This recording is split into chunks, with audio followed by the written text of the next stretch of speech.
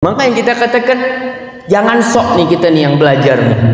Dulu pun kita sama seperti mereka, sama dulu kita. Maka kita harus sabar melihat proses menuju perubahan yang sebenarnya, insyaallah. Karena Allah mengatakan wal aqibatu lil muttaqin. Pada akhirnya semuanya hanya untuk orang-orang yang bertakwa. Bumi ini milik siapa? Milik Allah Jalla Jalaluhu. Bismillahirrahmanirrahim. Assalamualaikum warahmatullahi wabarakatuh.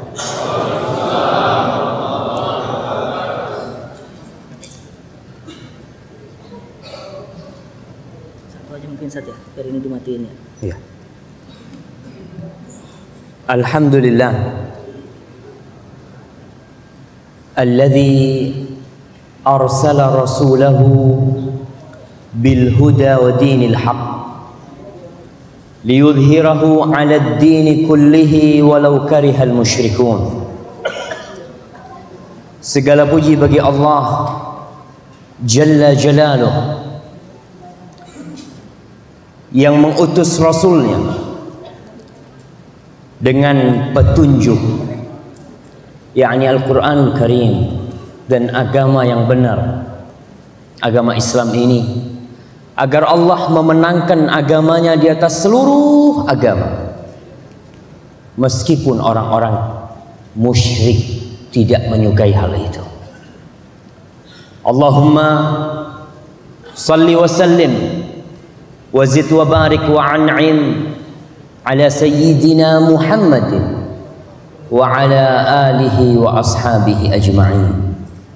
Ya Allah, semoga salawatmu, semoga salam, berkah dan nikmatmu senantiasa kau curahkan untuk hamba kekasih, untuk baginda Nabi kita Muhammad sallallahu alaihi wasallam, untuk manusia terindah yang pernah menginjakkan kakinya di muka bumi, untuk makhluk termulia yang Allah ciptakan, dan semoga salawat itu bersambung untuk keluarga beliau, untuk istri-istri beliau, yang terutama untuk Khadijah, untuk Aisyah, untuk Hafsah, untuk Ummu Salamah, untuk Ummu Habibah, dan untuk seluruh istri Rasul sallallahu alaihi wasallam. Dan semoga salat itu bersambung untuk putra, putri dan anak cucu beliau, untuk keluarga Nabi, untuk Fatimah, untuk Zainab, untuk Ummu Salamah, untuk Ruqayyah, dan untuk Ibrahim serta Al-Qasim dan Abdullah, dan untuk cucu Nabi kita, terutama untuk Hasan dan Husain dan anak keturunan. Dan semoga salawat itu bersambung untuk sahabat-sahabat Nabi, yang terutama untuk Abu Bakar As-Siddiq, untuk Umar bin Khattab, untuk Uthman bin Affan, dan untuk Ali bin Abi Thalib radhiyallahu ta'ala anhum ajma'in. Amma ba'd, ma'asyiral ikhwah rahimakumullah. Tanggal berapa hari ini? Tanggal 15, tanggal 16.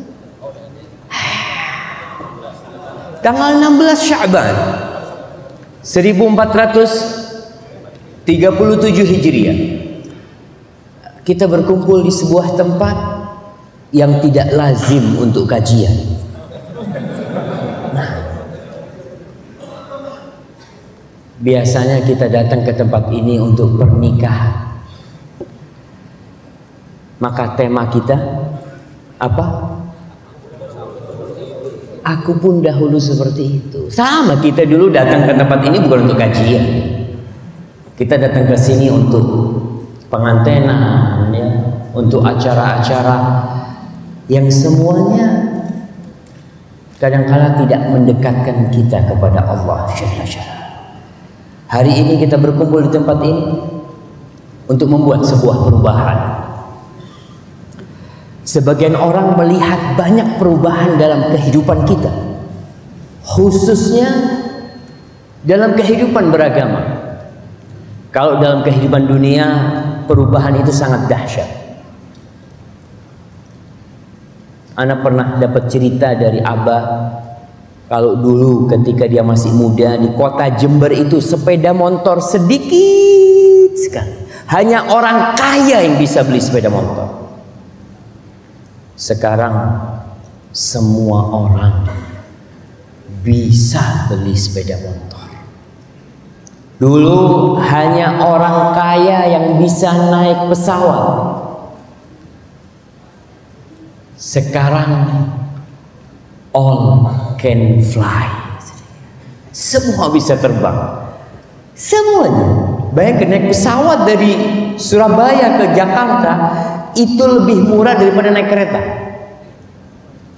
Subhanallah. Ada perubahan dalam kehidupan ini, jemaah.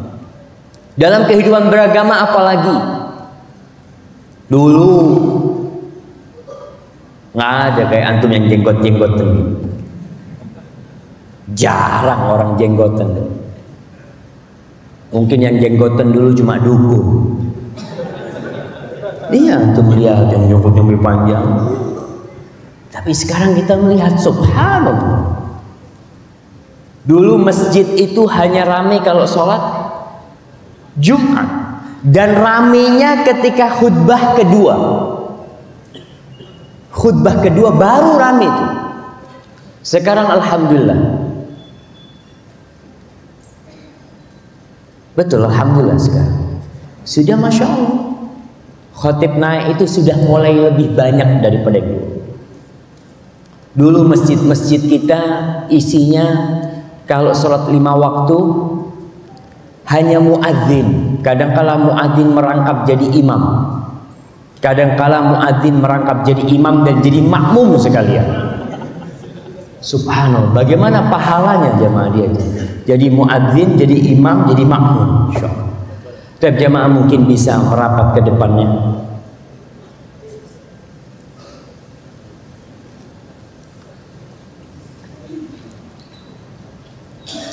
Lalu kita melihat ada perubahan yang cukup signifikan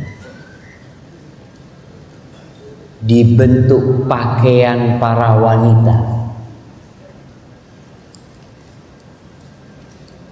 Ketika tahun 80-an ke bawah, 70-an ke bawah itu, antum kalau lihat foto orang-orang kuno, perempuan-perempuannya itu pakai rok pendek semuanya. Dan orang-orang yang mungkin tokoh-tokoh masyarakat, istrinya itu pakai baju yang nerawang. Apa istilahnya?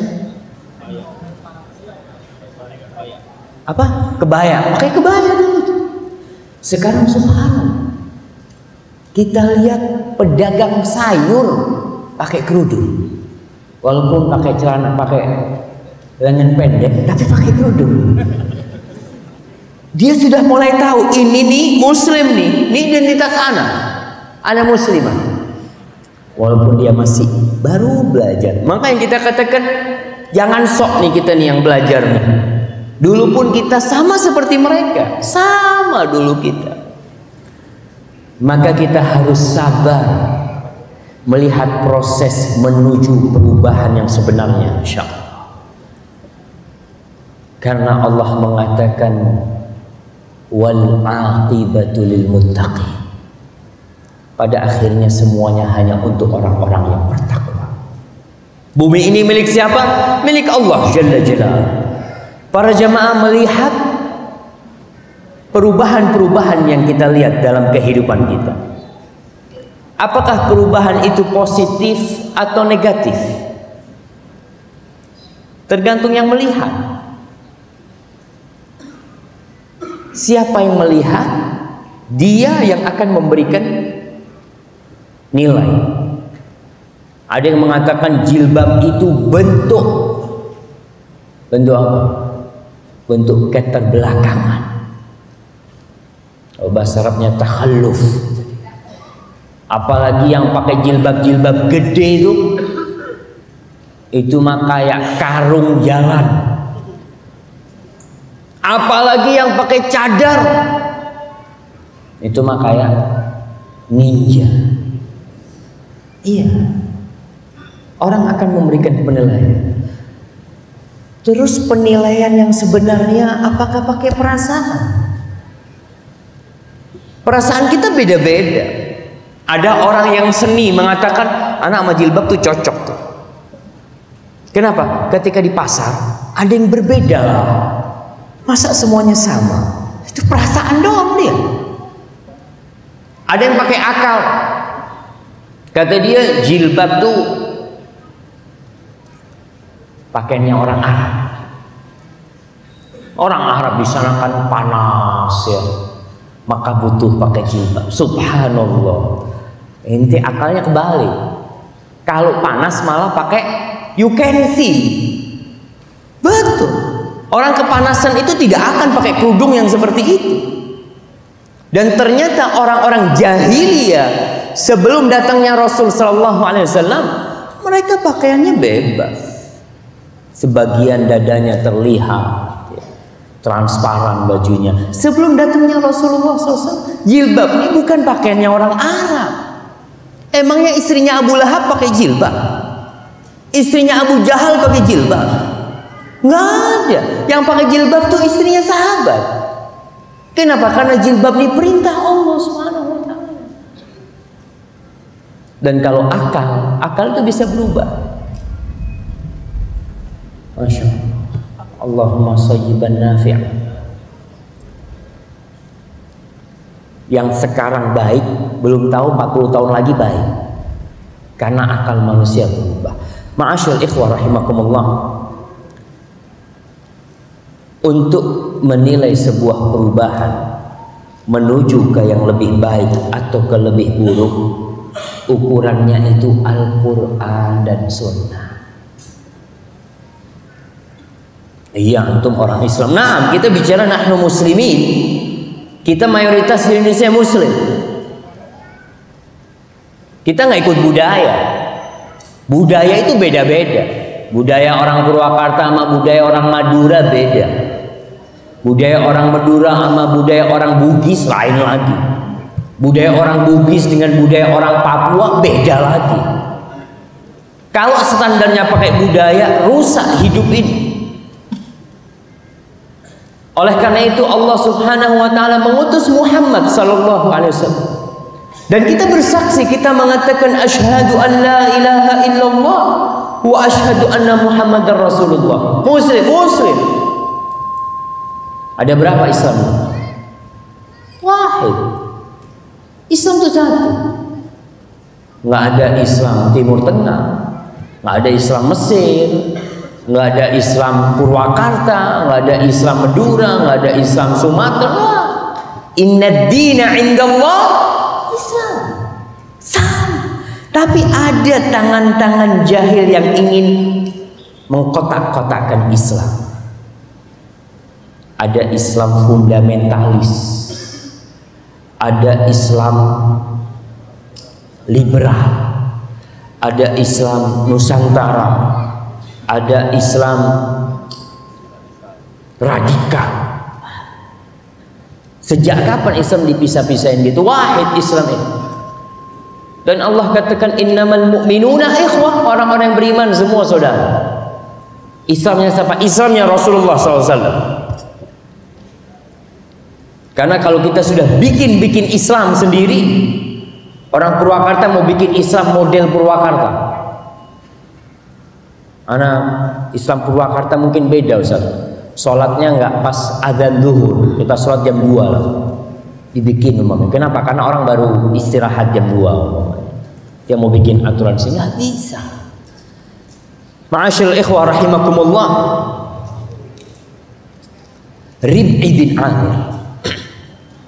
Siapa yang kenal dengan Rib'i bin Amir? Kita ini orang Islam kadang-kadang nggak kenal dengan sahabat-sahabat Rasulullah SAW. Rib'i bin Amir pernah diutus oleh Sa'ad bin Abi Waqqas untuk menjumpai Rustum, panglima besar Persia pada waktu itu. Kejadian itu pada bulan Sya'ban. Ingat, perang Qadisiyah itu terjadi tanggal 13 Sya'ban, 14 Sya'ban, 15 Sya'ban, terakhir 16 Sya'ban Allah berikan kemenangan kepada umat Islam pada waktu itu. Rib'i bin Amir dipanggil sama Rustum, dikirim. Dia pakaian orang Arab dulu. Sahabat-sahabat Rasulullah SAW masih sangat sederhana. Jamaah itu dikasih jalan tuh yang antum kayaknya masih bisa maju, jamaah maju, masih ada tempat tuh.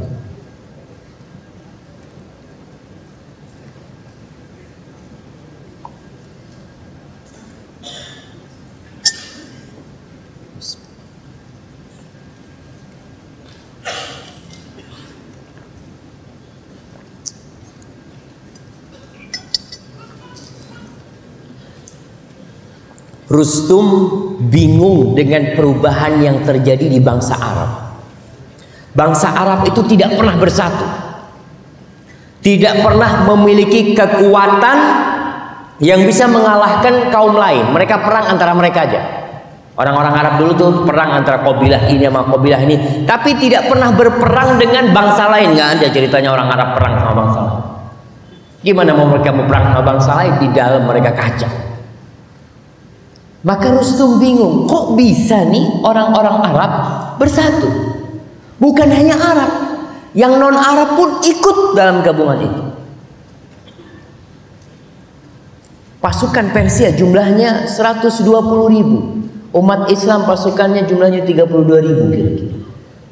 Dan berani 32.000 ngelawan 120.000. Maka pada waktu itu Rustum bertanya, datang nih Rib'i bin Amir dengan kudanya yang pendek. Kudanya Rib'i bin Amir ini pendek, ekornya juga nggak panjang. Pedangnya dibungkus pakai kain. Bukan gaya-gayaan ya, yang apa? Pegangannya dari ada mutiara di permata, nggak ada, dibungkus pakai kain. Dia datang. Kata pasukan Persia, turunkan pedang inti, lepas senjata inti. Kata dia, ana datang ke sini diundang. Kalau inti mau ana masuk kayak gini, ana masuk. Nggak mau, ana mau balik. Izzah, suatu kehormatan yang dimiliki oleh seorang Muslim. Sekarang, subhanallah, kita diinjek-injek sama non-Muslim. Dulu subhanallah. Akhirnya Rib'i masuk, disuruh duduk di atas karpet-karpetnya, nggak mau, dia duduk di tanah. Ente kenapa duduk di tanah? Kata dia, enggak, anak nggak mau duduk di hiasan-hiasan ente, anak mau duduk di tanah. Lalu Rustum bertanya, ma ja'a bikum? Apa yang mendatangkan kalian ini apa? Ia pikirnya Rustum nih orang Arab yang dulu hidupnya susah, cari makan susah, senantiasa mereka itu dapat kiriman mungkin dari orang-orang Persia, mau berdagang juga ke Syam, ke Romawi, kalau enggak ke Yaman. Orang-orang yang sangat sederhana hidup mereka. Katanya Rib'i, Allah ibta'athana linukhrija man sya'a min ibadatil ibad ila ibadatillah. Allah yang ngirim kita. Kita ini dikirim sama Allah. Kita diutus sama Allah. Untuk apa? Ini tujuannya seorang Muslim hidup. La ilaha illallah. Untuk mengeluarkan siapa yang dia kehendaki dari pengabdian, dari penyembahan kepada makhluk, kepada hamba, agar mereka menyembah Allah Subhanahu wa ta'ala. Kan kita tahu orang-orang Arab, kebodohan mereka pada waktu itu nggak kebayang. Anak perempuannya dikubur hidup-hidup. Omar cerita ketika di masa jahiliyahnya kita tuh nyembah apa aja, ada batu kita sembah, Kalau ada patung, udah ada patung nih, udah siap yang disembah. Kalau nggak ada, dia cari batu. Ambil tuh batu. Nanti kalau nemu batu yang lebih bagus, dibuang Tuhannya yang ini. Ada Tuhan yang lebih bagus. Ada yang lebih bagus ini dibuang. Kalau nggak ada batu, apa yang dilakukan oleh orang Arab? Mereka pasir itu ditumpukin, kemudian dikasih lubang tengahnya. Di situ kambing diperah susunya. Lalu mereka tawaf. Tawaf di situ. Kadangkala kalau nggak ada, mereka makanan pun disembah. Kurma ditumpuk, terus berdoa, tawaf. Kalau lapar dimakan Tuhannya. Jahiliyah Allah sebutkan. Memang masa jahiliyah seperti itu. Allah mengirim kita ini agar kita mengeluarkan siapa yang menyembah selain Allah, agar dia menyembah Allah. Wa min dhiqid dunya ila sa'atiha. Dan Allah mengirim kita agar kita mengeluarkan umat manusia dari kesempitan dunia, dari perbudakan dunia menuju keluasnya dunia. Antum tahu orang yang bakhil itu sempit hatinya, sesak dadanya. Tapi orang yang karam, yang dermawan, masya Allah. Wa min juril adyan ila adlil Islam. Dan kita diutus untuk mengeluarkan manusia dari kezaliman agama-agama menuju keadilan Islam. Antum lihat semua agama penuh dengan kezaliman. Islam datang memberikan keadilan. Tatkala Islam masuk ke Palestina, orang-orang Palestina, pendeta-pendeta Nasoro yang ada di Palestina di Masjidil Aqsa tidak mau menyerahkan kunci Masjidil Aqsa kecuali di tangannya Umar bin Khattab. Berangkat Umar dari Madinah dengan pakaian yang biasa, kendaraan yang biasa. Pas dia mau masuk Masjidil Aqsa, dia turun karena ada genangan air. Dia turun, katanya Abu Ubaidah Amir bin Jarrah, ya Amirul Mukminin. Oh, ini di depannya pemuka-pemuka orang-orang Nasrani. Apa kata Umar bin Khattab? Ya Abu Ubaidah, andai kata bukan engkau yang ngomong gitu. Nahnu qaumun a'azzanallahu bil Islam. Famahma btaghaina al-'izzata fi ghairi adzallanallah. Kita ini kaum yang dimuliakan dengan Islam. Sebagian tidak bangga sebagai seorang muslim, malu menunjukkan Islam. Kita ini kaum yang dimuliakan Islam. Kita dulu jahiliyah. Kalau kita cari kehormatan di selain Islam, Allah akan menghinakan kita. Orang-orang Yahudi tatkala umat Islam menguasai Palestina, mereka bersyukur semua. Karena mereka selamat dari kezaliman orang-orang Nasara. Orang-orang Nasoro yang ada di Mesir, tatkala Islam sampai ke Mesir, mereka berbahagia semuanya. Karena mereka diselamatkan dari kezaliman agama pada waktu itu. Fa arsalana bidinihi ila khalqihi, dan dia mengutus kami dengan agamanya, keciptaannya, linad'uahum ilaihi, agar kita mengajak mereka menuju Allah. Tujuan jihad fi sabilillah itu bukan untuk memusnahkan manusia, ngebom sana, ngebom sini. Tujuan Islam berjihad itu li'ila'i kalimatillah, untuk berdakwah, mengajak mereka menuju Allah Subhanahu wa ta'ala. Islam itu tidak tersebarkan dengan pedang, nggak ada. La ikraha fid din. Qad tabayyana rusydu minal ghayy. Tidak ada pemaksaan dalam beragama. Allah tidak mau hubungan dia dengan hambanya karena terpaksa. Nggak enak jemaah.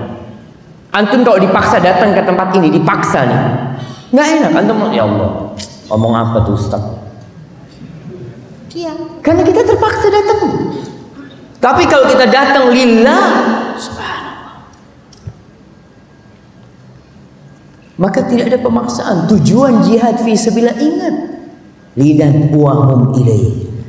Faman qabila dzalika qabilna minhu. Barang siapa yang menerima itu, kita akan terima. Wa raja'na anhu, kita tidak akan berperang. Wa man aba, ya, yang nggak mau ya dia bayar jizyah, bayar upeti, bayar pajak atau apalah namanya. Yang nggak mau, qatalna, perang. Karena dia menghalangi masuknya agama Allah. Orang-orang itu dizalimi di sana, mereka belum dengar tentang la ilaha illallah. Kita akan berperang hatta nufdiya ila mau'udillah, sampai kita dapat janji Allah. Ditanya apa janji Allah itu? Al jannah liman mata ala qitali man aba wa dhafar liman baqi. Janji Allah itu yang mati masuk surga, yang menang ya, yang tidak mati dan menang akan mendapatkan harta rampasan Tuhan.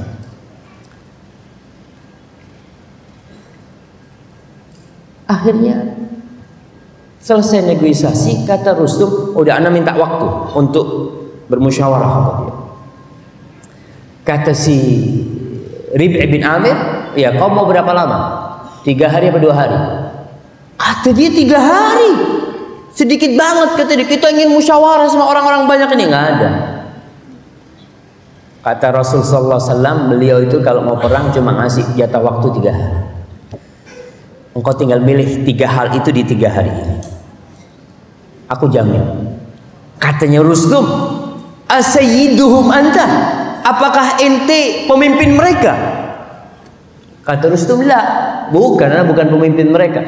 Walakinnal muslimun kal jasadil wahid yujiri adnahum ala a'lahum.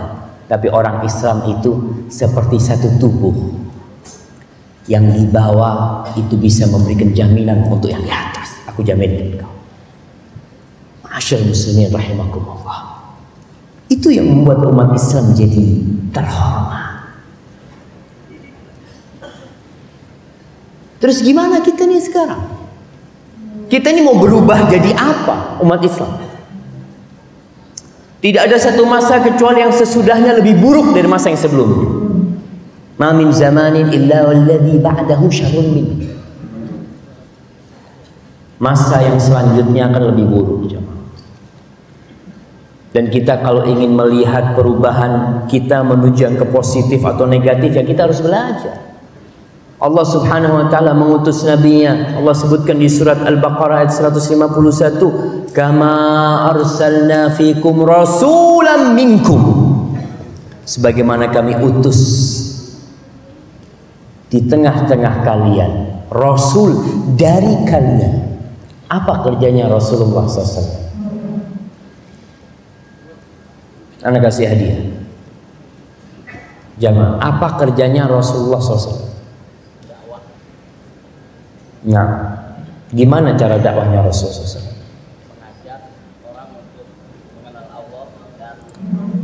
Mengajak orang untuk mengenal Allah. Baik, nggak apa-apa, nak kasih hadiah. Ada yang lainnya mau jawab?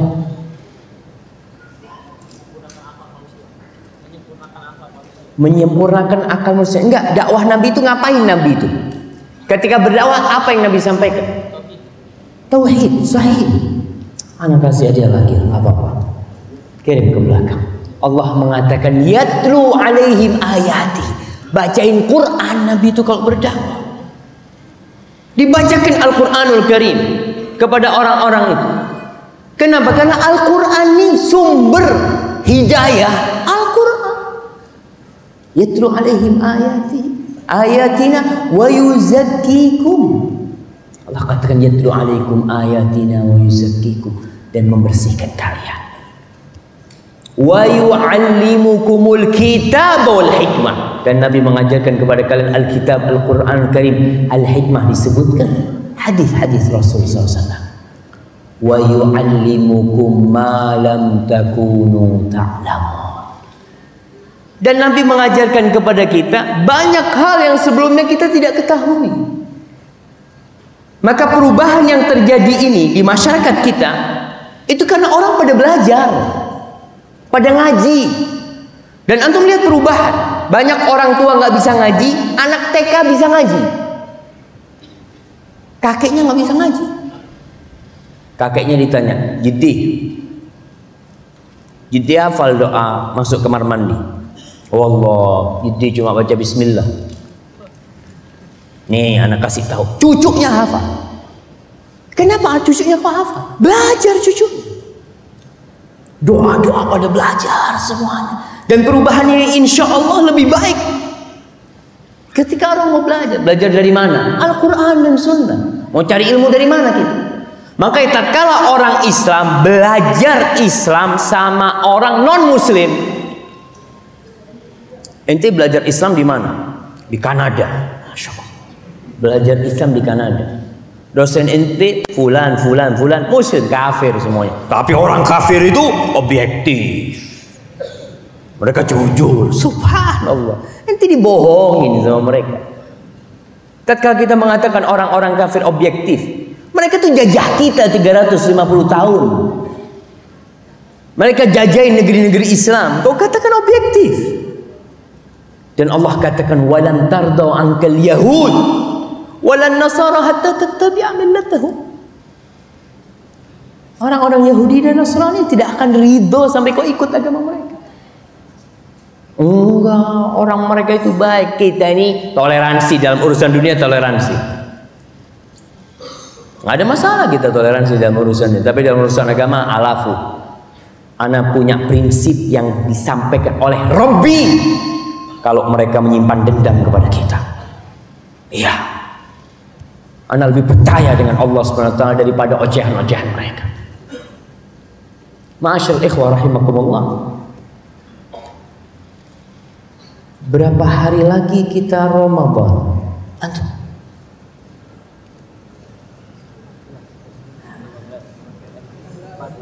Insyaallah, Allah kasih hadiah tuh. Barakallahu fiikum. Udah deket nih Ramadan jamaah. Ramadan salah satu momen kita untuk berubah jadi lebih baik. Supaya kita nggak kayak dulu lagi. Masa kita tetap dari dulu. Kita ini masih ada kesempatan di bulan Sya'ban, 14 hari lagi mungkin Ramadan. Apa keutamaan bulan Sya'ban? Di sini belum anak kasih hadiah. Antum udah dapat hadiah antum belum? Masya Allah. Apa? Bulan diangkatnya amalan. Masya Allah. Fadl barakallahu fikum. Nah, Rasulullah SAW pernah ditanya oleh Usamah bin Zaid bin Harithah. Siapa yang kenal sama Usamah bin Zaid bin Harithah? Ya iyalah putranya Zaid bin Harithah itu. Usamah bin Zaid bin Harithah. Ana izin minum dulu ya, Insyaallah. Insyaallah.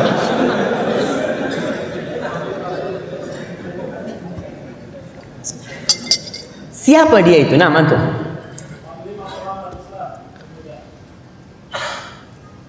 Nggak apa-apa, anak kasih dia. Panglima perang umat Islam termuda. Zaid ini dulu anak angkatnya Nabi. Jadi dulu orang kalau ngangkat anak itu nasabnya dirubah. Maka Zaid ketika di kota Mekah belum hijrah nih, dikenal sama orang-orang Mekah Zaid bin Muhammad. Zaid bin Muhammad. Sampai dibatalkan pengangkatan anak, nggak ada lagi anak angkat dalam Islam. Yang ada anak asuh. Jadi anak angkat yang nasabnya dirubah nggak ada. Maka kembali Zaid disebut Zaid bin Harithah. Punya anak Zaid namanya Usamah. Zaid bin Harithah putih, Usamah hitam. Ini Usamah hitam ini.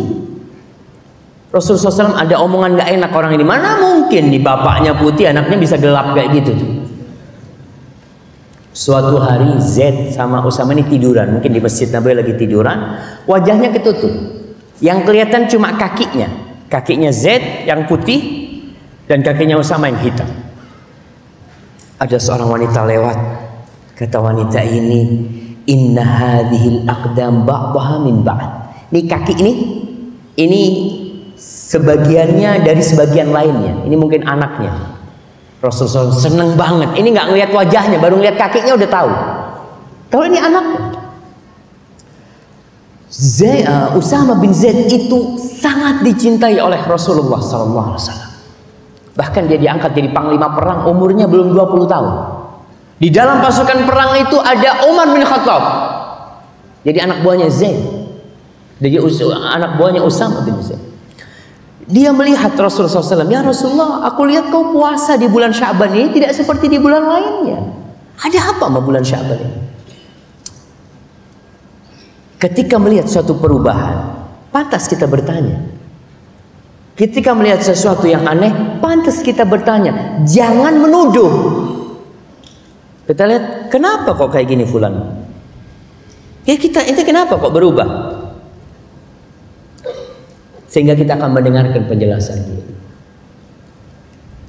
Jamaah itu nggak bisa maju lagi. Anda nggak enak ceramah yang di depan, di belakang pada berdiri di sana. Antum nggak bisa mendekat lagi. Ini ada tempat sebelah sini nih, sebelah kanan kasih jalan jamaah. Mungkin yang di sebelah situ bisa maju jamaah.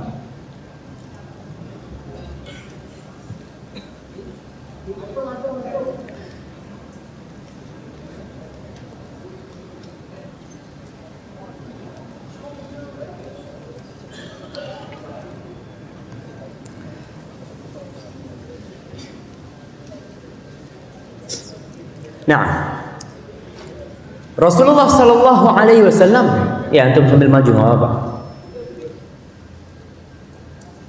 Jamaah ingat kalau kita bersama-sama, nahnu ikhwan, kita saudara. Antum kalau sudah kumpul ini nggak perlu sakit hati lah. Kadangkala kakinya naik di atas kaki saudaranya. Ini dikasih tempat malah nggak terima kasih, kakinya naik ke kaki. Itu terjadi. Mungkin sekarang antum lihat, coba lihat. Wah, hada biasa. Hada nahnu ikhwan. Kita saudara. Kita nggak perlu berdarah-darah kumpul di sini. Kata Rasul sallallahu alaihi wasallam, kata Allah mengatakan, ya ayyuhalladzina amanu idza qila lakum tafassahu fil majalis fafsahu yafsahillahu lakum. Wahai orang yang beriman, apabila dikatakan kepada kalian luaskan tempat duduknya, kasih tempat tuh buat saudaranya, kalian luaskan, Allah akan luaskan hidup kalian. Kita sempit 2 jam 3 jam nggak apa-apa, tapi pulang kita akan mendapatkan keluasan. Kembali penjelasan Rasulullah Sallallahu Alaihi Wasallam tentang kenapa beliau banyak berpuasa di bulan Ramadan, di bulan Sya'ban. Bahkan Aisyah menceritakan hampir full beliau itu puasa di bulan Sya'ban. Sebagian di antara kita nggak kenal puasa kecuali Ramadan. Ana cukup loh Ustaz, yang wajib aja Ustaz. Rasulullah Sallallahu Alaihi Wasallam itu diampuni dosanya jemaah, yang masa lalu dan akan datang. Tapi ternyata beliau puasa. Ditanya kenapa engkau puasa ya Rasul Sallallahu Alaihi Wasallam? Dzaka syahrun yaghfalun nasu anhu baina Rajab wa Ramadan. Tuh bulan banyak orang lalai sama bulan Sya'ban nih. Bulan Sya'ban itu antara bulan Rajab nih bulan haram, dan bulan Ramadan bulan diturunkannya Al-Quran dan diwajibkannya puasa. Akhirnya bulan Sya'ban ini diremehkan oleh kebanyakan orang. Wa huwa syahrun turfa'u fihi al-a'malu ila rabbil alamin. Bulan Sya'ban nih bulan diangkatnya amal perbuatan hamba menuju Allah Rabbul Alamin, Rabb alam semesta ini. Lalu beliau mengatakan, fa uhibbu an yurfa'a amali wa ana shaim. Aku ingin nih amalku diangkat dalam kondisi puasa. Karena orang puasa itu biasanya jauh dari dosa. Banyak amalan-amalan sunnah yang dia lakukan. Ketika orang lagi makan, dia baca Quran. Amal perbuatan kita itu diangkat, ada yang harian. Tiap hari ada yang diangkat. Malaikat malam mengangkat amalan sebelum malaikat siang. Malaikat siang sebelum malaikat malam. Ada amalan diangkat tiap pekan, hari Senin sama Kemis. Ada amalan yang diangkat tiap tahun, yaitu bulan Sya'ban. Ada amalan yang diangkat seumur hidup sekali. Kapan? Kalau kita mati. Diangkat tuh amal, catatannya diangkat. Rasul SAW ingin diangkat dalam kondisi puasa. Para jamaah rahimakumullah, Bulan Sya'ban menjadi bulan persiapan menghadapi Ramadan. Kita dulu di bulan Sya'ban ya tidak melakukan amalan apa-apa. Emangnya apa amalan bulan Sya'ban? Kita kan bahas nih, apa yang seharusnya kita amalkan. Yang jelas bulan Sya'ban bulan diangkatnya amalan kita. Itu bulan Sya'ban. Maka kita berusaha untuk banyak beramal supaya catatan kita nih banyak kebaikan di bulan Sya'ban. Para jamaah, dalam urusan dunia, kalau ada lomba lari, siapa yang menang? Biasanya yang menang itu yang latihan terus. Dia persiapan. Lomba, pertandingan bola. Antum lihat orang itu latihan terus. Kenapa? Karena ingin menang. Latihan terus belum tentu menang. Apalagi yang nggak pernah latihan. Kalau dalam urusan dunia aja kita harus latihan agar kita menang, bagaimana untuk surga Allah Subhanahu wa ta'ala? Ramadan nih bulan dibukanya pintu-pintu surga, bulan ditutupnya pintu-pintu neraka, bulan dibelenggunya setan, dan kita nggak latihan untuk masuk ke sana. Susah kita akan mendapatkan kemenangan di bulan Ramadan. Maka banyak orang selesai Ramadan, 30 tahun Ramadan, 40 tahun puasa Ramadan, nggak ada perubahan di dirinya, tetap kayak yang kemarin. Kenapa? Karena dia tidak pernah mempersiapkan dirinya untuk menghadapi bulan Ramadan. Bulan Ramadan ya biasa Ustaz.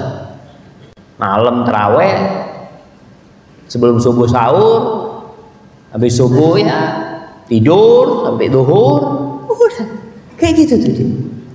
Allah mengatakan wa fi dzalika falyatanafasil mutanafisun. Untuk surga itu seharusnya kita berlomba-lomba. Kalau mau berlomba-lomba cari surga. Kalau untuk urusan dunia, engkau ngumpulin dunia kemudian kau tinggalin. Coba kita lihat orang-orang yang kerja dari pagi sampai sore terus, dia sekolah. Sekolah apa? Ekonomi. Kenapa? Supaya nanti anak dagangannya bisa lebih zen. Untuk akhirat nggak pernah sekolah. Dari mana ilmunya? Dari abah anak. Yang penting kata abah soli sama jujur. Bahas dua. Emangnya Islam itu soli sama jujur? Islam tuh Quran tuh. Islam tuh sunnah Rasul SAW. Dan ingat, wajib nuntut ilmu agama itu jamaah. Wajib. Dan banyak di antara kita yang muslim tapi non muslim. Muslim tapi nggak tahu apa itu Islam. Ma'asyiral ikhwah rahimakumullah, apa yang kita perlu persiapkan di bulan Sya'ban sebelum masuk ke Ramadan? Yang pertama, antum catat nih. Yang pertama tuh bersih-bersih. Kalau mau ada tamu datang ke bait kita, ke rumah kita, nih ada tamu datang, rumah kita lagi amburadul, sampah di mana-mana, bantal nggak karu-karuan, kertas piring belum dicuci, berantakan semuanya. Apa yang kita lakukan? Apa kita akan pasang ya hiasan di rumah kita? Nggak akan. Kita akan bersihkan dahulu rumah kita. Dan untuk menghadapi Ramadan kita perlu bersihkan jiwa kita dari dosa-dosa. Antum dari bulan Syawal terus berbuat dosa. Nih bulan diangkatnya amalan. Antum mau diangkat amalan semua isinya dosa? Jangan. Allah memerintahkan kepada kita untuk taubat. Berbuat dosa itu wajar. Nggak ada yang lepas dari dosa. Semuanya melakukan dosa. Yang nggak wajar itu kalau terus berbuat dosa dan terus berbuat dosa. Nggak ingat-ingat dia itu. Kok kapan mau ingat? Kalau sekarang ini di bulan Sya'ban kita terus berbuat dosa, nggak bertobat, Ramadan tetap berbuat dosa. Tetap berbuat dosa. Antum lihat orang-orang yang di Sya'bannya nggak persiapan, ya kamu nanti Ramadan anak akan berhenti berbuat dosa. Ini anak akan tinggalkan. Masuk Ramadan mungkin sehari dua hari dia tinggalkan dosa. Hari ketiga lagi. Karena berat jamaah godaan syaitan dan iblis. Rasulullah SAW dalam Sehari beliau bisa istighfar 100 kali atau lebih 100 kali. Bahkan dalam satu majlis, satu kali duduk, Ibnu Umar atau Ibnu Abbas, dia pernah mengatakan, kuntu a'uddu lin nabi sallallahu alaihi wasallam fi majlisin wahidin yaqulu rabbi ighfirli wa tub alayya innaka antat tawwabul ghafur 100 marrah wa fi riwayatin 70 marrah. Aku menghitung Rasulullah SAW satu kali duduk mengatakan rabbi ighfirli wa tub alayya innaka antat tawwabul ghafur. Ya Rabbi, ighfirli, ampuni aku dan terima tobatku, berikan tobatmu kepadaku, sesungguhnya engkau maha pengampun dan maha menerima. Innaka antal ghafur. 100 marrah, 100 kali sekali duduk. Terus bagaimana jemaah? Kita nih berapa kali kita istighfar? Habis sholat langsung jalan. Ustaz, ana mau buka toko, Ustaz. Kan nggak apa-apa. Zikirnya dia nggak apa-apa, tapi istighfar paling tidak ente duduk di sana. Astagfirullah, astagfirullah, astagfirullah. Itu yang pertama.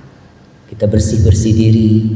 Ingat dosa-dosa yang kita lakukan. Mulai bermuhasabah, ya Allah, 11 bulan aku lakukan dosa-dosa. Berapa banyak yang aku lakukan. Nikmat yang Allah berikan begitu besarnya, dan ternyata kita balas nikmat Allah dengan perbuatan dosa. Ramadan udah deket nih, bulan Sya'ban sebelum diangkat amal anak, mudah-mudahan udah dihapusin dosa. Tapi gimana kita mau tahu itu dosa apa tidak kalau kita nggak pernah belajar? Antum lihat banyak terjadi riba di Indonesia ini, dan dia nggak ngerti kalau itu riba. Kalau itu dosa dia nggak tahu. Dari mana kita tahu? Ya dari Rasul Sallallahu Alaihi Wasallam. Secara perasaan, secara akal kita, rentenir kalau meminjamkan uang, umpamanya dia pinjamkan 1 juta, nih orang yang pinjam harus bayar 1.200.000. Secara akal yang dosa yang mana? Yang minjemin duit, karena dia lintah darat, dia neken tuh orang udah butuh, dia tertawa di atas tangisan orang lain. Nih secara akal kita. Dalam Islam yang pinjam dan yang meminjamkan sama dosa.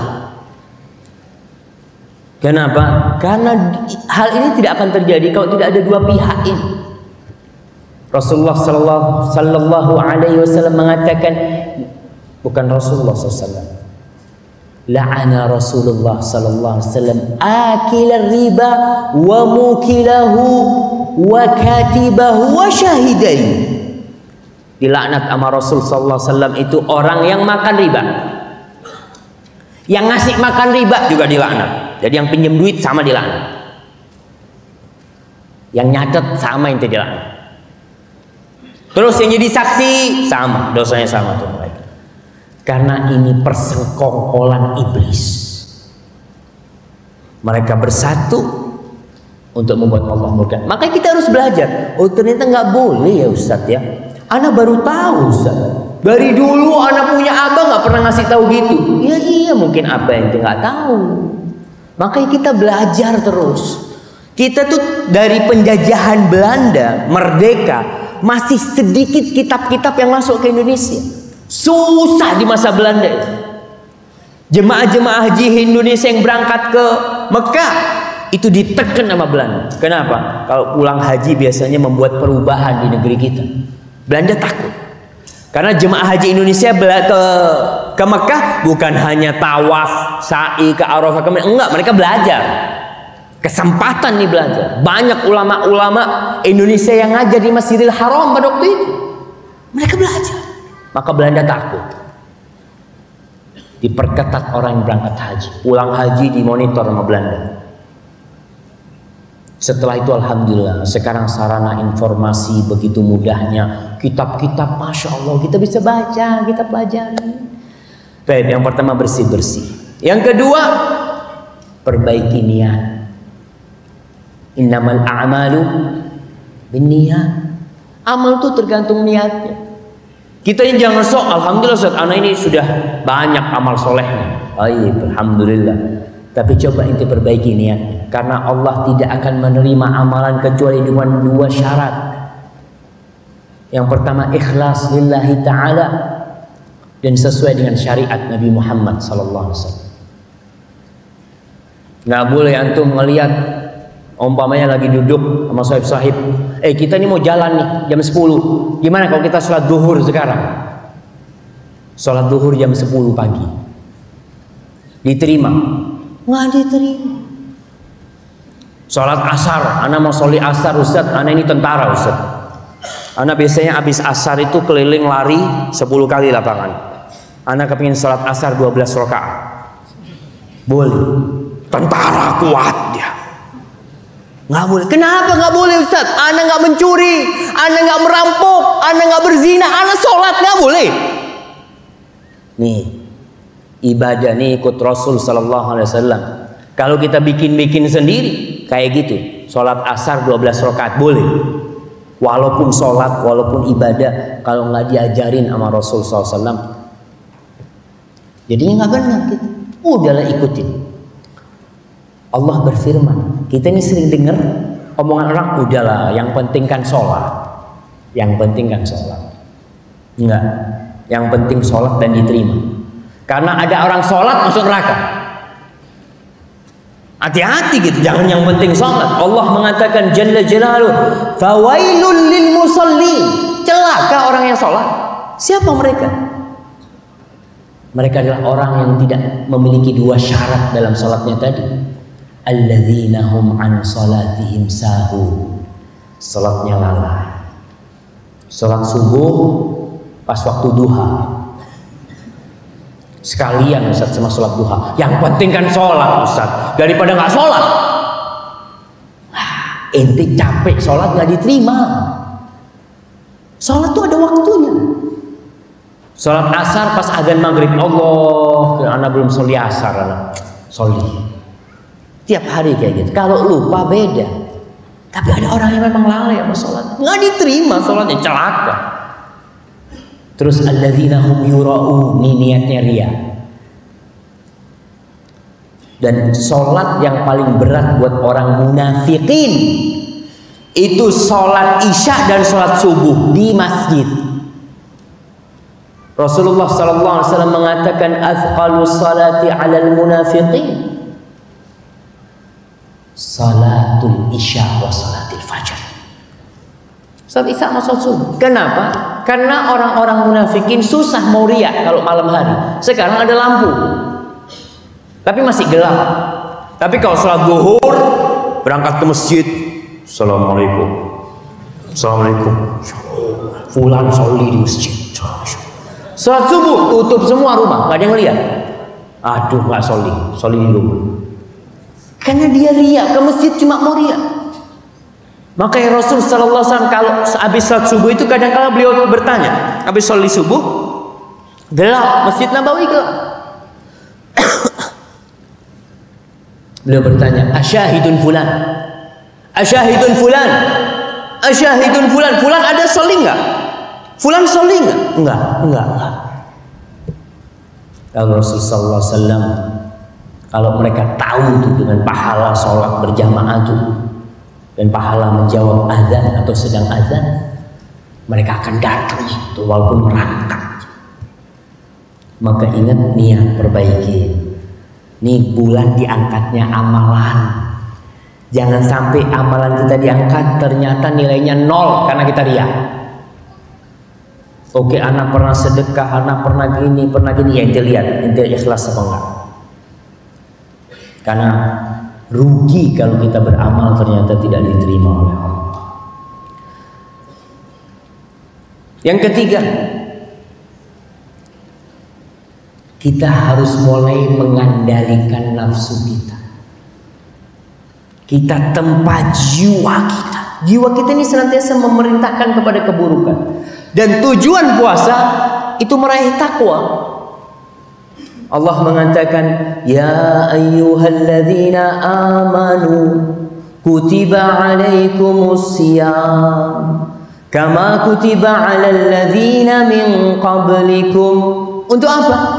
La'allakum tattaqun. Wahai orang-orang yang beriman, jamaah. Wahai orang-orang yang beriman.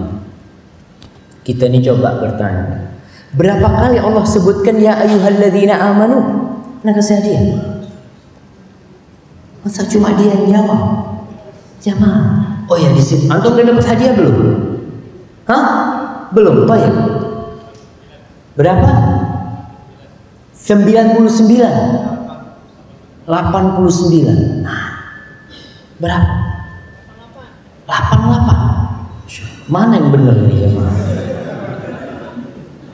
Mana kasih saya? Yang jawab dulu.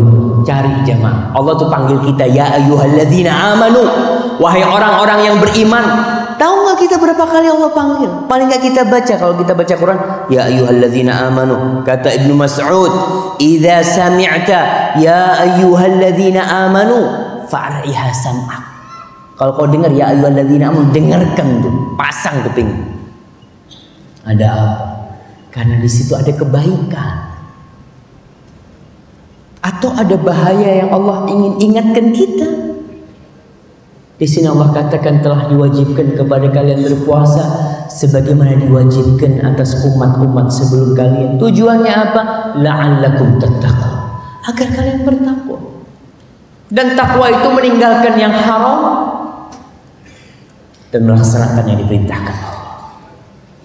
Di bulan puasa ada orang puasa. Hati-hati, kita kadang-kala puasa 30 tahun nggak ada yang diterima. Tahu dari mana Ustaz kita diterima nggak diterima? Ya kira-kira kita mengharap sama Allah. Tapi udah ada tuh tanda-tandanya. Kata Rasulullah Sallallahu Alaihi Wasallam dalam hadis yang diriwayatkan Imam Bukhari, "Man lam yada' qaula zur wal jahla wal amala bihi, falaysa lillahi hajatun fi an yada'a ta'amahu wa syarabahu." Barang siapa yang ketika puasa dia tidak meninggalkan kata-kata palsu, bohong, dusta, nyakitin orang, jahilin orang, tindakan-tindakan yang merugikan orang, perbuatan dosa.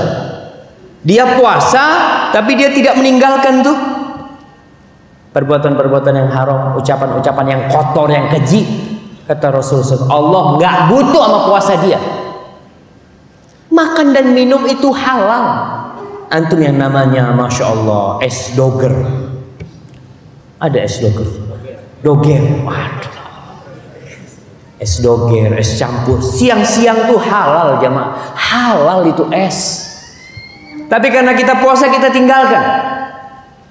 Yang namanya bohong sebelum puasa udah haram. Yang haram kita lakukan ketika puasa, yang halal kita tinggalin. Maka di sini nih kita mulai di bulan Syaban, ucapan-ucapan kita yang kotor kita tahan. Biasanya yang suka bohong nih pedagang. Nah, kata Rasul sallallahu alaihi wasallam, "At-tujjar fujjar." Pedagang itu penjahat. Illa man barra wa sadaq. Kecuali pedagang yang jujur dan baik ketika bermuamalah. Kadang-kala kita, Masya Allah, apalagi Ramadan nih bulan yang ditunggu-tunggu. As-salafus saleh menanti Ramadan untuk ibadah. Kebanyakan di antara kita, bukan kebanyakan, ada sebagian di antara kita yang menanti bulan Ramadan. Ente kenapa kok senang kalau Ramadan? Alhamdulillah Ustaz, kalau Ramadan rezeki anak semakin banyak. Karena banyak orang belanja. Kita sering orang datang belanja nih. Cuk, ente cari apa? Cari baju. Ini, ente nggak akan nemu harga yang lebih murah dari ini. Semana Sepurwakarta. Karena ente orang pertama, ente ini pelanggan anak sudah, gini anak kasih harga khusus, gini macam-macam, beli dia. Datang orang kedua sama, ini khusus buat ente, semuanya khusus buat ente. Ya, semua. Udah berapa orang yang ente tipu tuh? Kadang-kadang Ramadan tetap kayak gitu tuh. Hati-hati. Omongan-omongan kotor tinggalin. Kalau sekarang kita tidak tempa diri kita, susah di bulan Ramadan. Kemudian yang keempat, silaturahim. Kenapa kita bicara silaturahim? Ini bulan diangkatnya amal. Di antara amalan yang mulia adalah silaturahim. Dan kita tahu di antara keutamaan malam nisfu Sya'ban, Allah itu mengampuni dosa semua orang kecuali 2 orang. Yang satu musyrik, yang satu orang yang punya dendam dan dengki sama saudara, apalagi sama kerabatnya. Kita usahakan. Nih kita umat Islam jangan. Kadang kala sama saudara sendiri berantem. Bukan saudara seiman saya bilang. Ini saudara, kakak beradik ribut gara-gara apa? Kebanyakan yang membuat ribut itu fulus, warisan. Rasulullah sallallahu alaihi wasallam mengatakan la yadkhulul jannata qati', nggak masuk surga orang yang memutuskan rahimnya. Tapi dia dulu yang mulai, Ustaz. Nggak ada urusan, ente mutuskan rahim saudara ente nggak masuk surga. Kata siapa? Kata Rasulullah SAW. Terus kita sering dengar hadis, man ahabba ayyun sa'alahu fi atharihi wa yubsata lahu fi rizqi falyasil rahimah. Kata Rasul sallallahu alaihi wasallam, barang siapa yang ingin umurnya dipanjangin, rizkinya diluasin, hendaklah dia silaturahim. Silaturahim. Ingat, silaturahim ini artinya bukan berkunjung.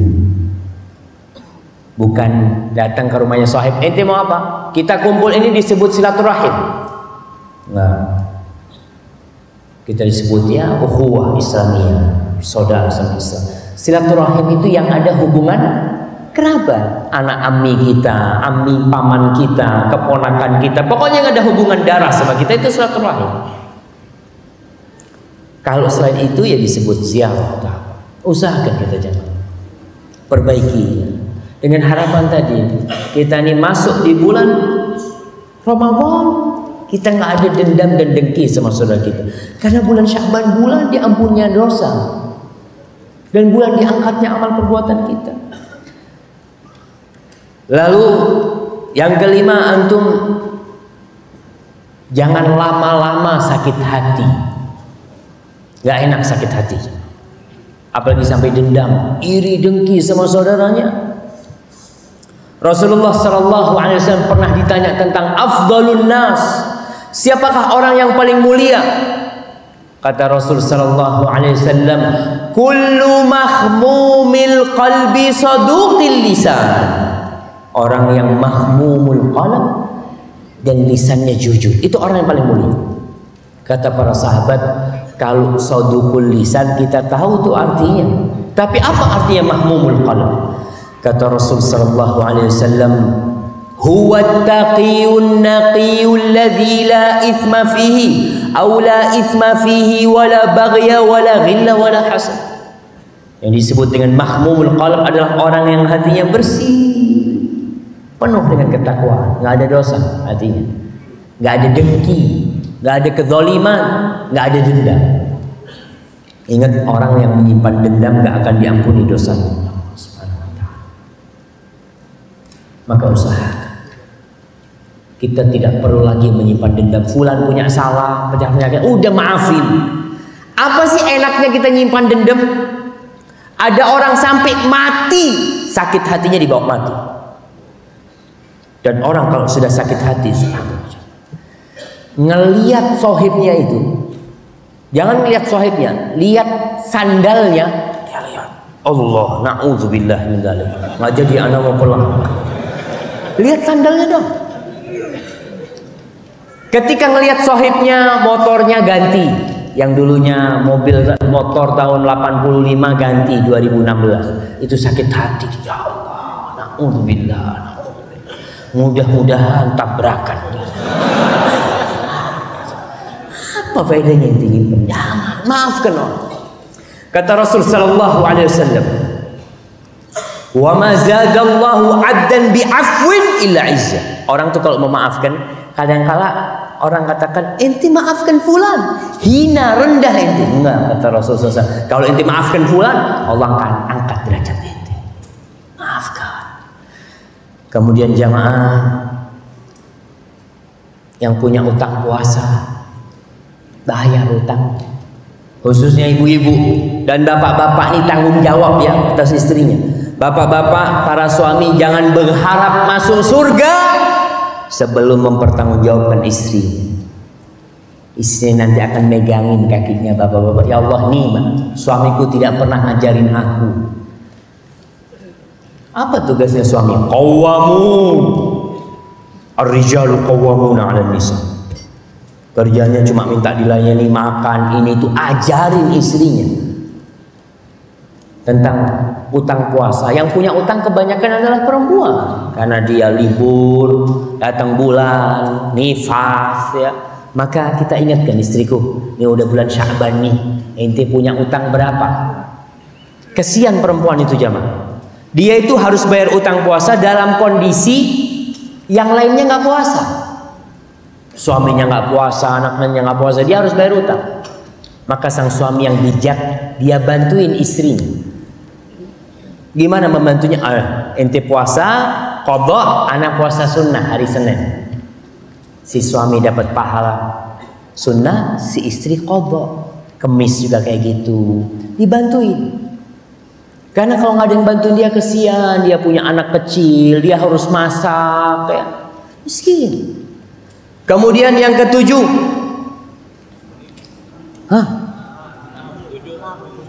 yang ketujuh jemaah. Aneh.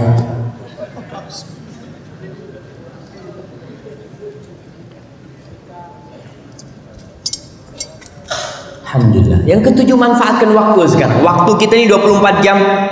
Bulan Sya'ban harus beda sama bulan lainnya. Yang mungkin yang muda-muda waktunya untuk ngenet ya. Untuk wifi, untuk apa? Mulai yang bapak-bapak, yang ibu-ibu yang biasa ngobrol, ada yang kerjanya ibu-ibu atau bapak-bapak kerjanya tuh sampai disebut abu remote. Kalau sampai rumah, mana remote? Remote yang dicari.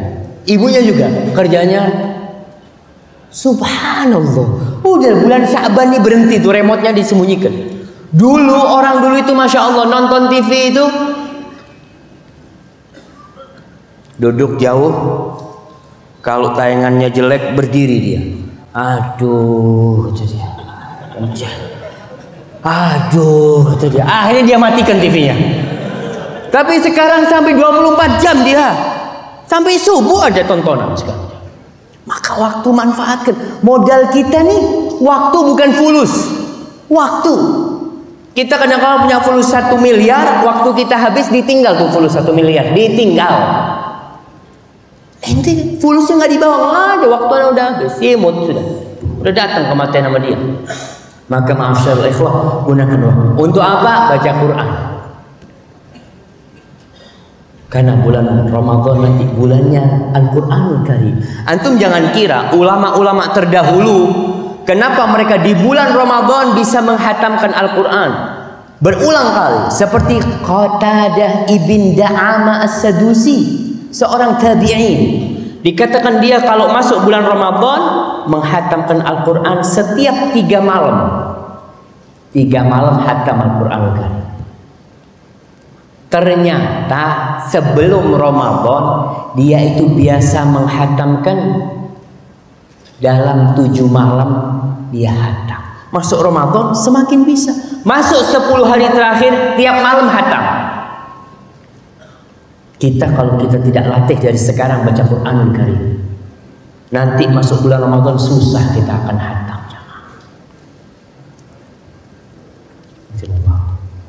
Fokus. Susah. Maka usahakan sekarang nih, paling tidak antum tiap hari pegang Quran. Jadi pagi mau berangkat kerja, pegang Quran antum. Ngapa? Ya pegang aja lah. Karena ada orang yang jamaah ingat, ada orang yang 11 bulan gak pernah tangannya pegang Quran. Ketika ditanya, ada Quran? Wallahu a'lam ya. Ana nggak tahu ada Quran apa nggak di rumahnya. Betul, kadang-kadang seperti seperti itu. Ya paling nggak sekarang pegang Quran. Pagi pegang Quran, lama-lama kan dibaca nanti. Anak ngapain pegang doang? Dia akan buka. Baca tiap hari paling tidak 1 ayat. Kalau bisa 1 lembar. Sore buka Al-Quranul Karim, baca Qurannya. Zikir. Yang nggak pernah berzikir mulai zikir. Zikir apa Ustaz? Bebas. Fadhkurullaha dzikran katsira. Wirid pagi sore. Dulu jamaah, kita ini nggak tahu yang namanya zikir pagi sore. Ya kebanyakan ya. Mulai kapan sih ada zikir pagi sore jemaah? Mulai zamannya Rasulullah SAW. Tapi baru nyampe Indonesia baru mungkin 10 tahun, 20 tahun ini. Ada yang namanya zikir pagi sore. Ada bukunya zikir pagi sore. Dilihat zikir pagi sore. Ini bid'ah kitab ini kata dia. Dulu nggak ada zikir pagi sore. Siapa yang bikin ini? Kadang-kadang dulu ilmu kita nggak nyampe ke sana. Apalagi dulu waktu masa perang sama Belanda, GS 30 PKI, macam-macam pemberontakan, nggak sempet ulama ngarang buku. Sekarang alhamdulillah banyak ustaz-ustaz ngarang buku. Antum lihat, oh kalau dari qala Allah, qala Rasul benar insya Allah. Maka antum baca itu zikir pagi sore. Yang nggak punya kitabnya beli.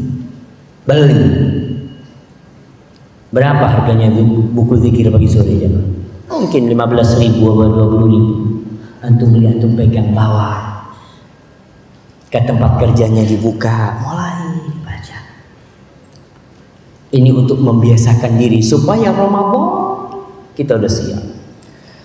Baik, kemudian yang ke-8. Yang ke-8 sholat sunnah. Bulan Ramadan itu bulannya sholat tarawih. Bulannya amal kebajikan, panen lah kita bulan. Nah, kita mulai sekarang ini usahakan di bulan Sya'ban, apalagi bulan diangkatnya amalan itu sholat qobliyah. Yang nggak pernah qobliyah ba'diyah, sekarang qobliyah ba'diyah. Ya Allah, anak biasanya cuma sholat 5 waktu Ustaz. Itu kadang-kala masih bolong-bolong Ustaz. Ya, nggak apa-apa. Dulu juga orang-orang kayak gitu belum dapat hidayah. Sekarang udahlah, engkau untuk menebus yang lalu, sholat sunnahnya banyakin. Karena sholat sunnah itu akan menjadi penyempurna sholat wajib yang kurang-kurang itu. Yang pertama dihisap soli nanti. Sholat kita. Kalau sholatnya baik, insya Allah semuanya baik. Kalau sholatnya kurang, maka Allah bertanya kepada malaikatnya, Hallahu min nafilah. Apakah orang ini punya ibadah sunnah? Punya sholat sunnah? Ada. Sempurnakan. Di timbangan itu disempurnakan dengan yang sunnah. Sholat duha, sholat witir, paling enggak kita sholat witir. Rasulullah SAW tidak pernah meninggalkan sholat witir. Yang bisa sholat witir di akhir malam bagus, yang nggak bisa sebelum tidur. Abu Hurairah radhiyallahu taala anhu mengatakan, "Ausani khalili bi thalath." Kekasihku mewasiatkanku dengan 3 hal dan aku tidak pernah tinggalkan 3 hal itu. Yang pertama 2 rakaat duha, nggak pernah ditinggal. Yang pertama. Yang kedua witir sebelum tidur. Yang ketiga puasa sunnah 3 hari dalam sebulan. 3 hari. Kita bisa ambil Senin, Kemis, Senin, atau kita mau ambil 13, 14, 15 ibadah sunnah, puasa sunnah. Kerjakanlah yang sunnah-sunnah itu. Kenapa? Kalau kita tidak biasakan dari sekarang, nanti sholat tarawih berat. Kadang-kala kita lihat nih pas sholat tarawih, kita mesti cari masjid yang sholatnya paling cepat. Kalau lihat imamnya, siapa jadi imam tuh? Allah yahfad, lama banget dia. Subhanallah, ini imamnya baca, ini bulan Ramadan. Seharusnya hatam Quran, ente kepingin cari yang kulhu, Allahu ahad. Idza jaa nasrullahi wal fathu wa ra'aitan nasa yadkhulun. Jamaah, kita ini mau cari pahala. Maka usahakan kita siapin dari sekarang. Kalau kita udah biasa sholat sunnah, kita bacaannya panjangin sedikit, insya Allah nanti Ramadan udah siap. Kemudian yang selanjutnya, mulai murojaah Al-Qur'annya. Tambahi hafalan Qur'annya. Yang belum hafal, kita biasanya ada, ana dulu sempat hafal juz amma Ustaz, tapi udah lupa. Sekarang nih kau murojaah. Ada orang yang umurnya 60 tahun, hafalan Qur'annya cuma kulhu yang 3. Nggak pernah mau nambah. Keinginan nambah nggak ada. Ustaz, Allah sudah tua nggak bisa. Kalau inti punya keinginan, insya Allah bisa. Kalau punya keinginan, Allah bantu. Allah telah mengatakan, walaqad yassarnal Qur'ana lidzikr fahal min muddakir. Kata Allah, sesungguhnya kami telah memudahkan Al-Quran untuk diingat. Tapi ada nggak yang mau ingat? Tambahi, paling tidak kalau kita tiap tahun punya 1 surat baru. 1 surat baru. Umur kita kalau 60 tahun berarti berapa surat kita hafal? 60 surat. Setahun sekali lah. Kebangetan sebenarnya setahun 1 surat itu ya. 360 hari tambahannya cuma setahun ini inti tambah hafalan apa? Idza jaa nasrullah. Alhamdulillah jemaah, alhamdulillah daripada yang enggak. Maka usahakan untuk akhirat kita ini berlomba-lomba, jangan males. Kita kalau urusan dagang, omsetnya berapa bulan ini? 7.200.000, bulan depan harus nambah. Mau tidur mikir gimana cara supaya omsetnya nambah. Nggak pernah mikir gimana supaya hafalan Quranku nambah. Nggak ada kepikiran. Padahal nanti di surga Allah itu memiliki surga itu punya mi'atu darajah, 100 darajah. Terus gimana kita bisa naik? Dengan hafalan Quran. Akan dikatakan kepada sahibil Quran, au hamil Quran, Iqra warqa warattil kama kunta turattilu fid dunya fa inna manzilataka 'inda akhir ayatin taqra'uha. Akan dikatakan kau baca dan kau naik derajatmu dengan kau membaca Quranmu. Kau tartilkan sebagaimana kau mentartilkan di dunia, derajatmu sampai akhir ayat yang kau baca. Maka kita tentukan kita mau ke derajat yang berapa, tambahin lah jemaah, tambahin. Kemudian bacaan Quran yang baru itu akan membuat kita lebih khusyuk. Umpamanya kita baru ngafalin nih alam nashrah laka sadrak, kita sholli Allahu akbar, biasanya cuma qul huwallahu ahad, qul a'udzu birabbil falaq, qul a'udzu birabbin nas. Kita punya hafalan baru, kita akan serius, kita akan konsentrasi.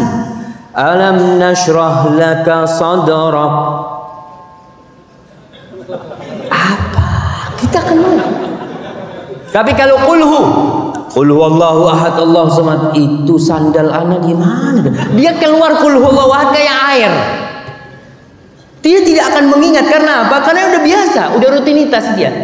Kadang-kadang kita sholli sama imam Allahu akbar sampai at-tahiyat, sampai tasyahud itu, tadi imamnya baca apa rakaat pertama ya? Nggak tahu gitu. Karena kita udah Al-Fatihah udah biasa. Maka bacaan Qur'annya ditambah. Lalu yang keberapa? Yang ke-10. Ramadan itu bulan berdoa. Makanya kalau antum baca di surat Al-Baqarah tuh ayat tentang puasa 183, 84, 85, 86, 87. Di tengah-tengah itu ada ayat tentang doa. Allah mengatakan wa idza sa'alaka ibadi anni, kalau hamba-hambaku bertanya kepadamu Muhammad tentang aku, fa inni qarib, maka sesungguhnya aku dekat. Ujibu da'watad da'i idza da'ani, aku akan kabulkan doa orang yang memohon kalau dia minta sama aku. Falyastajibu li wal yu'minu bi la'allahum yarshudun. Hendaklah mereka itu dia melaksanakan perintah Allah, menjalankan amaran Allah Jalla Jalaluhu agar mereka mendapatkan petunjuk. Para jamaah, banyak di antara kita yang nggak bisa berdoa. Kita cuma bisanya amin. Dan antum lihat orang kalau suruh amin itu, masya Allah, kenceng-kencengan aminnya. Kadang-kala amin sambil ngobrol, amin. Ente dari mana ini? Amin. Gak ada amin. Makanya Rasul Sallallahu Alaihi Wasallam mengajarkan kepada sahabatnya, pinter semuanya bisa berdoa. Kadang-kala banyak jemaah haji yang berada di tempat-tempat mustajab nggak bisa doa. Orang pada nangis, pada angkat tangan, pada minta, dia udah habis doanya. Ya bulan Ramadan, bulan dikabulkannya doa. Orang yang puasa punya doa mustajab. Maka kita belajar, hafalin doa-doa Rasul SAW. Ustaz susah, Ustaz udah tua, niat. Pokok niat udah ditulis. Aku mau nambah hafalan doa. Umar bin Khattab radhiyallahu ta'ala anhu mengatakan, inna la nahmilu hammad du'a, hammal ijabah, wa inna ma nahmilu hammad du'a. Kita ini nggak terbebani dengan dikabulkannya doa atau tidak. Enggak. Kenapa? Karena Umar yakin Allah itu akan kabulkan doa. Allah mengatakan, ud'uni astajib lakum. Minta aku kabulkan. Wa inna ma nahmilu hammad du'a. Yang jadi beban kalau kita nggak bisa doa. Fa'idha ulhimna du'a fama'ahul ijabah. Kalau Allah buka pintu doa, insya Allah dikabulkan tuh doa. Karena Allah janji. Antum hafal itu doa-doa Rasul SAW itu indah, zaman pendek-pendek tapi lengkap. Kita doanya panjang. Ya Allah, aku menginginkan rumah di Pasar Rebo, luasnya 10 kali 20, gentengnya warnanya merah. Yang diminta rumah cuma. Kenapa kok harus panjang cuma minta rumah? Rasul sallallahu alaihi wasallam doanya, Allahumma inni as'aluka ilman nafi'an wa rizqan thayyiban wa amalan mutaqabbal. Semuanya itu diminta. Doanya Nabi, Allahumma inni as'aluka al-huda wat-tuqa wal-'afafa wal-ghina. Rasul sallallahu alaihi wasallam berdoa minta berjumpa dengan Allah Subhanahu wa taala. Allahumma bi'ilmikal ghaib wa qudratika 'alal khalqi sampai akhir. Allahumma inni as'aluka asyauqa ila liqa'i. Aku memohon agar aku rindu untuk berjumpa denganmu. Pernahkah kita berdoa untuk memandang wajah Allah, untuk berjumpa dengan Allah Jalla Jalaluhu? Nabi ngajarkan tuh doa di at-tasyahud akhir. Allahumma inni a'udzubika min adzabil qabr wa min adzabil jahannam wa min fitnatil mahya wal mamat wa min syarri fitnatil masiihid dajjal. Pelajari, tambahin doanya. Banyak sekarang gampang fotokopi langsung jadi. Kemudian para jamaah, biasakan kita duduk di masjid lebih lama. Kenapa? Karena ada satu ibadah di bulan Ramadan namanya i'tikaf. Itu bukan hanya di bulan Ramadan, kita i'tikaf di selain Ramadan boleh. Biasakan kita, umpamanya biasanya kita maghrib sholat pulang. Sekarang nih bulan Sya'ban, maghrib bilang sama harimnya, sama bininya, afwan, anak nggak turun sampai isya. Ngapain? Ngobrol di masjid sama sahib. Ya bukanlah, kau duduk di masjid zikir, baca Quran apa. Ada orang nggak turun dari masjid pegang HP, buka Facebook. Sama aja itu di masjid, di rumah ini kerjaannya malah buka Facebook. Ini masjid untuk zikrullah. Maka paling tidak kita biasakan dari subuh nggak turun sampai matahari terbit, lalu sholli duha di awal waktu sholat syuruk itu insya Allah dapat pahala haji dan umroh dan yang sempurna. Mulai biasa, nggak tiap hari nggak apa-apa. Pas hari libur kita nggak kerja, kita berangkat. Terus jamaah siap-siap untuk memberikan buka orang yang puasa. Kita punya kelebihan rezeki, udah disisihkan. Dan tidak harus orang kaya bersedekah. Kadang-kala kita berpikir, Ustaz, anak ini masih fakir, Ustaz, masih miskin, nggak bisa sedekah.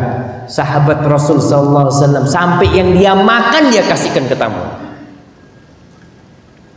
Kalau antum sekarang masih miskin nggak sedekah, nggak mau menyisihkan uangnya untuk memberikan buka kepada orang yang puasa, kapan antum akan bersedekah? Jamaah, orang miskin itu lebih mudah bersedekah daripada orang kaya. Umpamanya nih, kotak amal udah lewat belum, Ustaz? Kotak amal udah lewat belum? Hah? Udah? Mau dilewatin lagi? Jamaah, kita tuh kalau punya uang 10.000, 5.000-an dua, kita sedekah 5.000 itu enteng. Padahal yang kita sedekahkan 50% dari duit kita. Kita punya uang 100.000, sedekah 50.000 masih enteng. Tapi kita punya uang 1 juta, sedekah 500.000, mulai mikir. 500.000 banyak banget kata dia. Padahal sama 50%, nggak beda. Ama ketika duit dia itu 10.000, yang dia kasihkan sama 50%, nggak beda. Apalagi duitnya 1 miliar, dia mau sedekah 500 juta, sama nggak 50%? Sama, nggak beda, sama 50%. Sama ketika inti sedekah 5.000, sama sekarang, nilainya sama. Tapi kenapa? Tatkala kita sudah mulai cinta sama harta, alhaakumut takatsur hatta zurtumul maqabir. Udah mulai kita terlenakan dengan banyak-banyakan harta. Maka mulai jamaah kita lakukan itu. Sedekah sekarang, mau sedekah boleh, dibiasakan diri kita sedekah. Kemudian untuk memberi buka orang yang puasa. Kemudian yang mau umroh, ingat umroh nih. Sekarang nih persiapan buat umrah Ramadan. Umrah Ramadan itu pahalanya sama dengan haji. Sekarang persiapannya bulan Sya'ban. Kemudian kurangin tidurnya. Karena ada orang puasa, karena dia nggak pernah latihan puasa, pas awal Ramadan, apa yang dia lakukan? Habis subuh tidur, bangunin sama uminya, Fulan, ayo bangun. Umi, kita orang puasa. Emangnya cuma ente puasa? Semuanya puasa. Cuma karena dia nggak persiapan, biasa tidur habis subuh, hanya tidur kerjanya. Kapan bangun? Duhur. Alhamdulillah, allazi ahyana ba'da ma amatana wa ilaihi nusyur. Sholli zuhur. Allahu akbar. Pulang sholli zuhur, tidur. Kurangin tidur. Antum tahu Ashabul Kahfi tidur 309 tahun, ketika bangun ditanya, "Berapa lama ente tidur?" 1 hari atau setengah hari. Mati orang tidur itu jamaah. Kurangin tidurnya. Kemudian kurangin begadang. Rasulullah sallallahu alaihi wasallam melarang tidur sebelum Isya dan ngobrol setelah sholat Isya. Nih kayak gini nih, nggak boleh kita sebelum Isya. Ya kalau kita cukupkan sudah jamaah. Karena takut terlalu malam buat antum. Dan masih banyak lainnya. Antum kurangin begadang supaya bisa bangun malam. Banyak orang nanti Ramadan nggak sahur. Aduh, telat sahurnya. Kenapa? Karena nggak pernah bangun malam dia memang. Ya kita biasakan sekarang ini. Hadza wallahu a'lam bishawab. Itu yang bisa kita kaji pada kesempatan kali ini. Apabila benar yang Anda sampaikan itu dari Allah Subhanahu wa taala. Kalau ada yang salah dan kurang berkenan itu dari diri Anda sendiri, Allah dan Rasul yang terbebaskan dari kesalahan itu. Tapi yang jelas jemaah, persiapan kita pelajarin lagi, belajar lagi, ngaji lagi tentang hukum-hukum Ramadan, khususnya di bulan Sya'ban ini. Hadza wa sallallahu ala nabiyyina Muhammadin wa ala alihi wa sahbihi wasallam.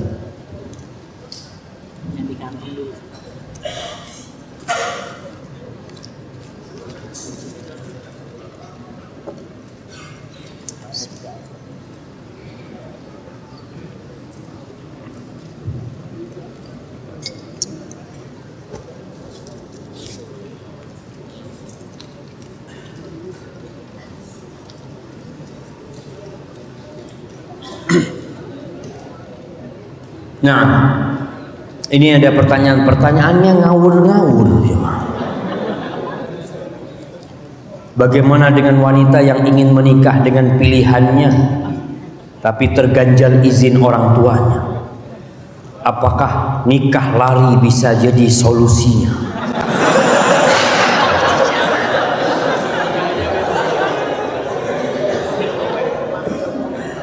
Jamaah,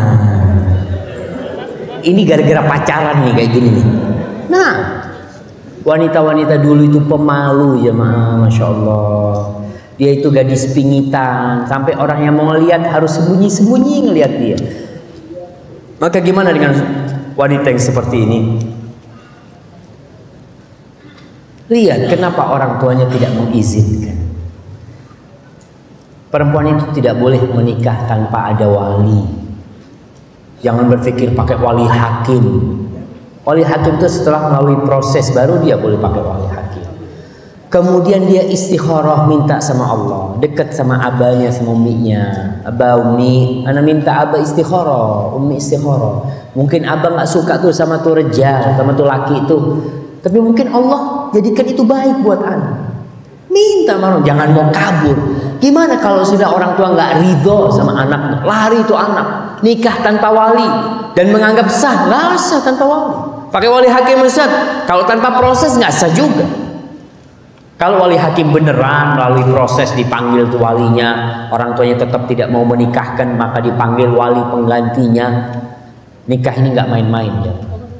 Berapa banyak wanita-wanita yang nikah lari, akhirnya dia menyesal. Diceraikan oleh suaminya, kemana dia balik?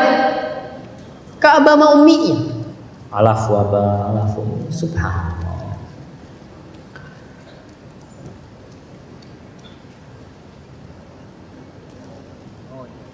Ustaz, apa nasihat untuk wanita yang sudah menikah atau belum tetapi masih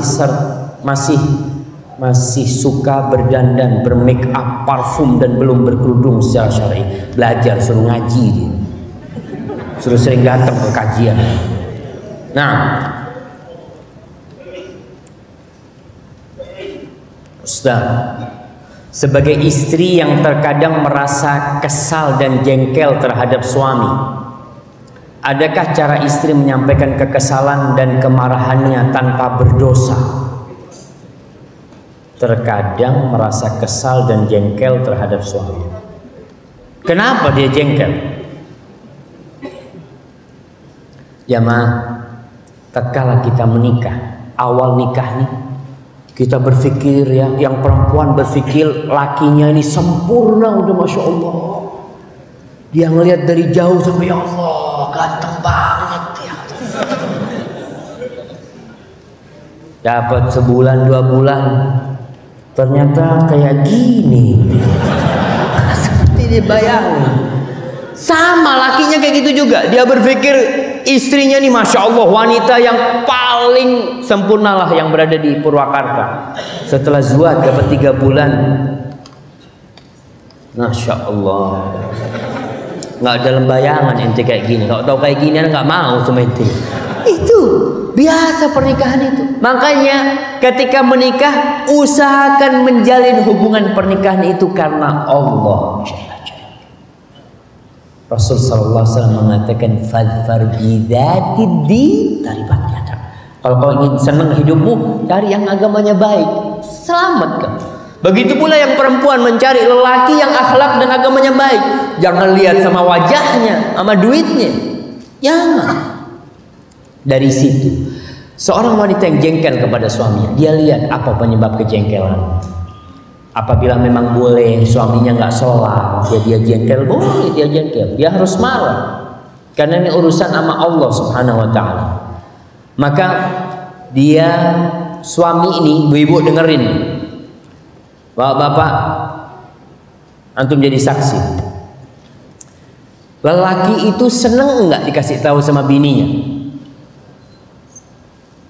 Seneng antum dinasihatin. Umpamanya pulang dari tempat kerja, si bini nunggu depan pintu. Bang, sini bang, duduk sini. Inti siapa? Inti kan? Duduk sini. Allah Ta'ala fil Qur'anil Karim. Masya Allah. Kita nggak mau tuh memang. Lelaki itu nggak suka digurui, karena lelaki merasa Ana ini imam walaupun nggak bisa ngaji. Tetap dia mau jadi imam. Betul. Maka cara ngasih tahu nih pemimpin beda caranya. Kalau mau ngomong sama suami itu jangan ngomong ana mau ngasih tahu, enggak. Bang, ana mau tanya nih bang, hukumnya gini gimana? Betul, nanti kalau mau tanya hukum sama Ani sini. Dia tanya, bang, hukumnya orang yang telat sholat subuh itu apa? Haram, itu nggak boleh. Padahal dia yang telat sholat subuh. Tapi kalau kita ngomong, bang, abang itu telat sholat subuh, marah tuh lelaki. Maka bahasanya harus bahasa yang santun sama suami itu.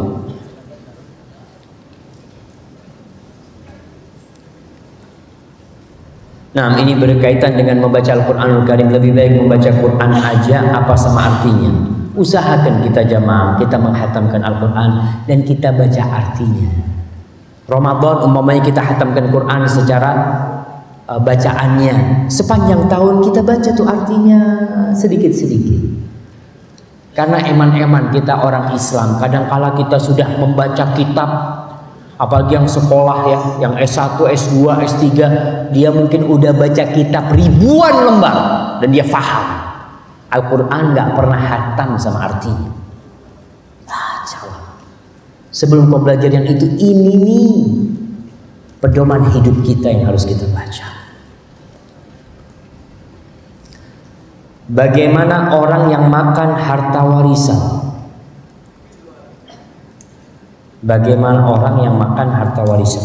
Kalau warisan tetangganya nggak boleh. Nah, nggak boleh. Kalau warisannya bapak dia nggak apa-apa.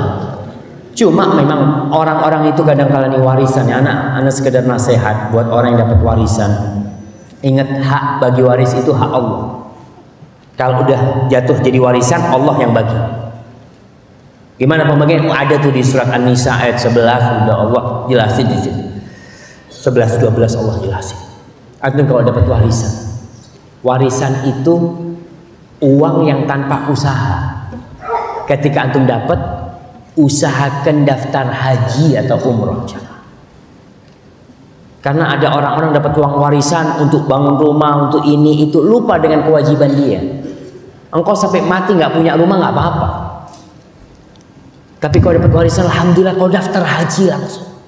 Dan banyak orang dapat warisan, banyak warisannya habis dan dia belum berangkat haji. Padahal ketika dia dapat warisan, wajib bagi dia haji. Dia jadi mampu karena punya uang banyak. Tapi kalau warisannya buat bayar utang ya beda lagi. Maka yang makan warisan nggak masalah. Tapi yang jelas dia tahu jangan haknya orang lain yang dia makan.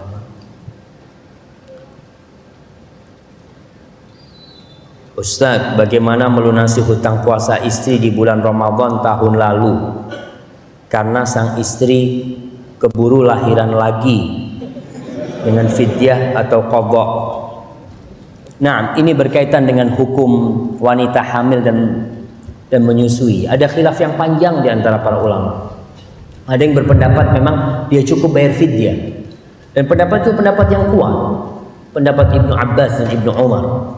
Tapi jumhurul ulama berpendapat harus qadha dia. Kalau dia mampu dia qadha. Dia tetap mengganti dengan puasa. Kalau model kayak gini mungkin dia bayar fidyah karena ada harim-harim yang tidak bisa mengqadha. Dia hamil, lahir, nyusuin. Sebelum selesai nyusuin, hamil lagi. Nyambung terus, ya udah dia bayar fidyah ketika itu. Fidyahnya mungkin nisfu sa'. Nisfu sa', separuh sa'. Sa' itu berapa? Dua? Ya. Sa' itu ya sekarang ketentuan zakat fitrah, zakat fitri itu. Zakat fitri itu satu sa'. Satu sa' itu ketentuannya 2,5 kilo. Ada yang mengatakan sampai 3 kilo, separuhnya itulah. Ada yang mengatakan satu sa'. Ada yang mengatakan satu mud, tapi antum baca separuhnya itu insya Allah sudah. Antum panggil orang kasih makan ke rumah umpamanya. Kita nggak puasa 30 hari, undang 30 orang miskin. Kita kasih makan. Ah, itu sudah bayar fidyahnya insya Allah. Itu bisa dengan cara seperti itu. Kita bisa kirim dengan beras atau kita kasih makanan sebanyak setengah sa', itu nggak masalah. Ana muslim, Tapi 10 tahun yang lalu ana tidak pernah puasa. Ibadah tidak pernah puasa dan ibadah lainnya. Alhamdulillah sekarang ana sudah hijrah menuju sunnah. Apakah puasa yang dulu ana tinggalkan harus diqadha? Sedangkan jumlahnya ana tidak tahu. Enggak, antum enggak perlu mengqadha. Antum banyak-banyak puasa sunnah dan banyak-banyak bertobat sama Allah. Minta ampun sama Allah SWT. Salat yang antum tinggalkan, zakat yang tidak antum bayar, ya. Kemudian puasa itu antum bertobat kepada Allah SWT dan mohon ampun kepada Allah. Insyaallah itu cukup, ya. Dan banyak puasa sunnah tidak seperti itu. Assalamualaikum Ustadz, bagaimana cara menghadapi istri jika diajak diskusi masalah agama suka cepat marah? Ya jangan diskusi masalah agama antum sama dia. Ada suami ini yang serius terus sama istri. Dek sini dek, ana mau debat sama ente. Ini istri ente nih. Kalau ngomong sama istri itu beda. Jangan kayak guru ngomong sama muridnya, enggak. Kita lihat Rasul sallallahu alaihi wasallam ngobrol sama Aisyah ya. Sambil makan ya kita duduk-duduk sama istri kita di teras depan rumah atau belakang rumah ngelihat bulan. Kau lihat tuh bulan tuh. Insyaallah ente lebih cantik dari tuh bulan. Itu yang disenengin sama bini tuh. Kalau diskusi agama berat buat dia, tapi dengan cara kita masuk lewat memuji dia. Katakan, wahai istriku, wallahi demi Allah, tidak ada wanita yang lebih ana cintai daripada ente. Mungkin kalau ente belah dada ana, ada nama ente di sana. Lalu kita katakan, aku kepingin kalau kau keluar tuh, usahakanlah izin sama aku. Aku bingung kalau kau keluar, aku sampai rumah ngeliat nggak ada dirimu, mungkin aku bisa pingsan. Kayak gitu, bahasa sama istri itu bukan bahasa qala Allah, qala Rasul, pengajian nantinya, enggak gitu. Tapi bahasa-bahasa yang halus. Ya sekali-kali kita katakan kalau memang dia, bang, tapi ana denger kayak gini nih. Oh, coba kita lihat bareng-bareng nih. Di mana tuh ayat Qur'annya? Coba deh, bareng-bareng lihat. Ya. Insya Allah ya. Dia akan dapat hidayah juga insya Allah. Dan antum harus berbagi kasih dengan dia. Tadi Ustaz bilang Rasulullah Sallallahu Alaihi Wasallam berpuasa hampir full. Tapi saya pernah mendengar suatu hadis tidak boleh puasa di 15 hari terakhir bulan Sya'ban kecuali puasa yang sudah biasa dijalankan. Nah, sahih. Jadi orang yang tidak biasa puasa, yang 15 ke bawah nggak puasa, setelah 15 terakhir itu dia makruh buat dia puasa. Tapi kalau dia udah biasa puasa di awal, lewat 15 nggak apa-apa. Karena dia tidak mengkhususkan 15 terakhir, tidak. Jadi di awal dia udah puasa, nggak masalah buat dia. Seperti orang biasa puasa Senin Kemis, tetap dia puasa, nggak masalah. Puasa Daud nggak masalah, dia terus puasa. Sedang saya akan mau belajar berpuasa. Kalau dia belum berpuasa memang dimakruhkan. Dia puasa setelah ini. Tapi sebenarnya mengatakan nggak apa-apa kalau kau memang ingin puasa, silahkan puasa. Yang penting nanti di akhir 2 hari sebelum Ramadan jangan puasa. Apalagi di hari syak, hari yang masih ragu-ragu itu masuk Ramadan atau tidak, itu haram hukumnya kita puasa pada hari itu. Kecuali orang yang biasa puasa. Umpamanya lagi ribut nih Ramadan Senin apa Selasa, kita biasa puasa hari Senin, kita puasa Senin nggak apa-apa karena puasa kita puasa sunnah, bukan puasa karena ragu nih. Ya kalau Ramadannya hari Senin kan anak udah puasa, tapi kalau Selasa ya anak jadikan puasa sunnah, nggak boleh kalau itu niat dia. Assalamualaikum Ustaz, anak mau nanya, anak ketiduran pas ba'da zuhur, bangun mau jam isya.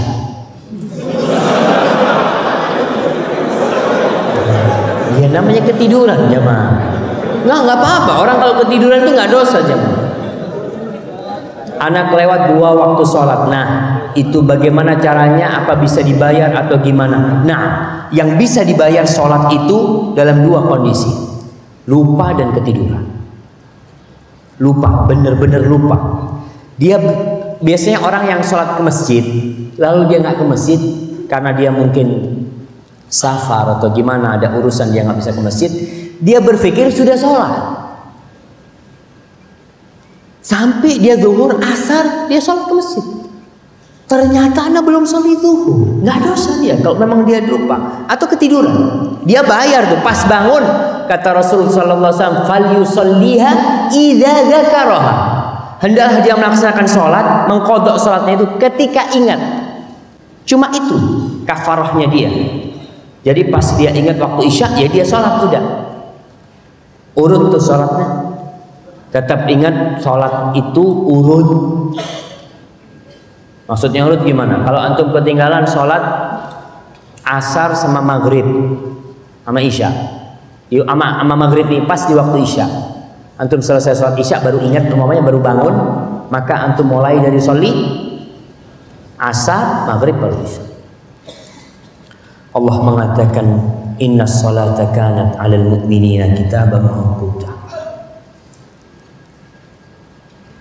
Ustaz, ana mau tanya,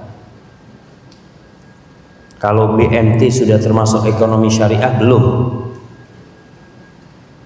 Karena anak pernah pinjam 775.000, 7.750.000, tetapi setelah 1 tahun menjadi 9.600.000. Anak nggak tahu ya sistem yang mereka, karena lihat BMT berusaha untuk menjadi syariah. Cuma kok bisa jadi seperti ini? Wallahu a'lam. Mungkin antum bisa tanyakan nih yang khusus masalah kayak gini nih Ustaz Irwandi ya. Beliau memiliki ilmu yang begitu luasnya dalam masalah ini. Juga Dr. Muhammad Arifin Badri yang tanyakan kepada mereka.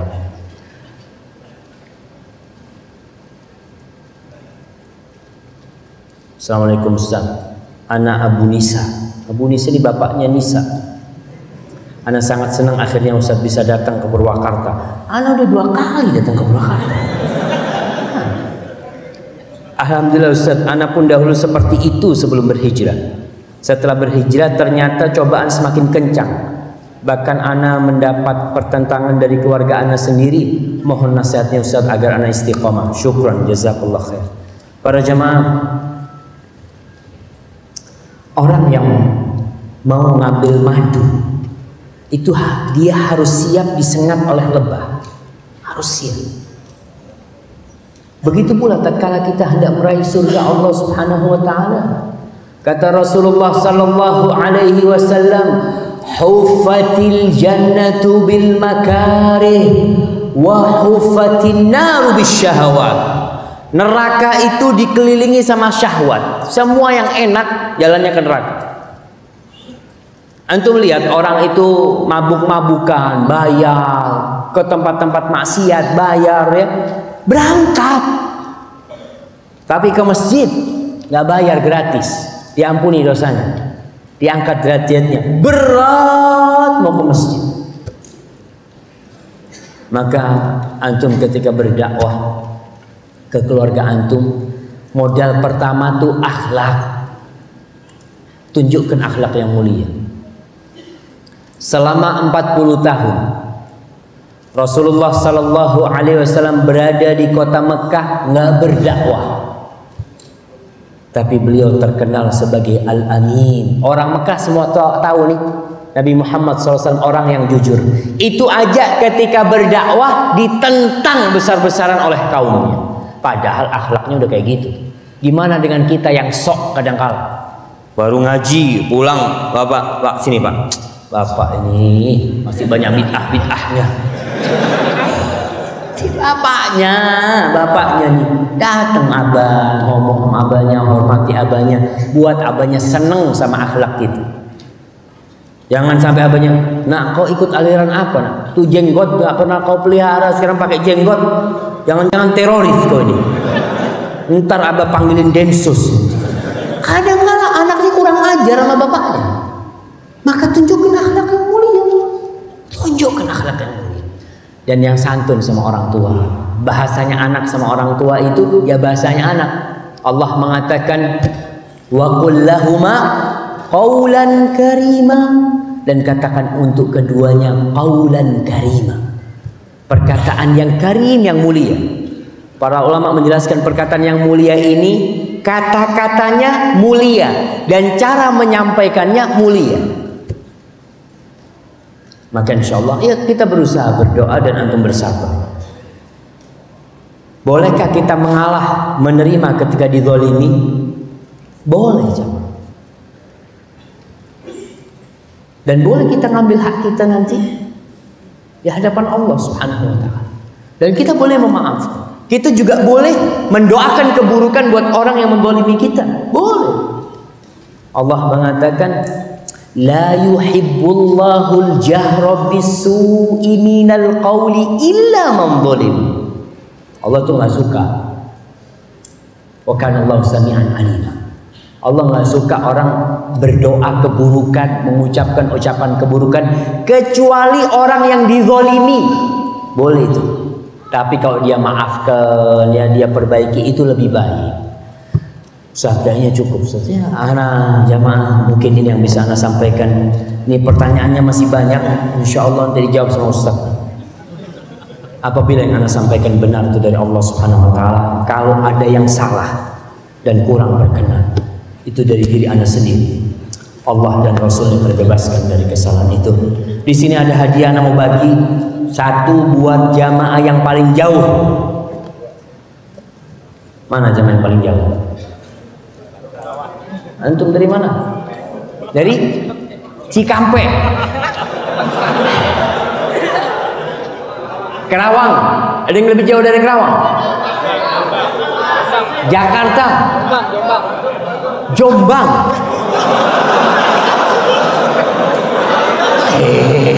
Jombang udah ada di sini, Mang. Nah, yang datang buat kajian nih. Jakarta yang lebih jauh dari Jakarta? Tasik. Mana?